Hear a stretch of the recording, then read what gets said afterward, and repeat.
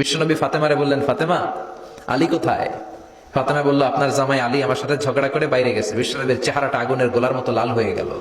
বিশ্বনবী ডেকে বললেন, ফাতেমা, তুমি বিশ্বনবীর মেয়ে হতে পারো, কিন্তু আলী তোমার স্বামী। আলী যদি তোমার উপর নাখোশ থাকে, জান্নাতের দরজা তোমার জন্য খুলবে না। কোথায় গেছে আলী, কোথায়? বললেন যে মসজিদে নববীতে গেছে। বিশ্বনবী যে দেখলেন বালির উপরে আলী শুয়ে আছে। বিশ্বনবী ডাক দিলেন, ইয়া আবা তোরা, মানে হে বালির বাবা আলী, ওঠো। এখন আলী ওঠে না, রাগ করে আসছে।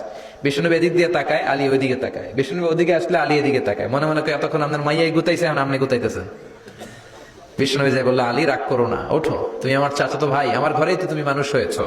ঘাপটি মেরে হাতটা ধরে টান দিলেন। সাইয়েদনা আলী উঠতে বাধ্য হলেন। বিশ্বনবী কারো হাত ধরে টান দিলে ওই লোক বসে থাকতে পারে? উঠে গেলেন, ঘরে নিয়ে আসলেন। নিয়ে এসে বিশ্বনবী খাটের মাঝখানে শুইলেন। ডান দিকে শোয়ালেন আলীকে, বাম দিকে শোয়ালেন ফাতেমাকে। এবার মেয়ের জামাইকে আর মেয়েকে বুঝাতে লাগলেন, নসিহত করতে লাগলেন, গল্প শোনাতে লাগলেন।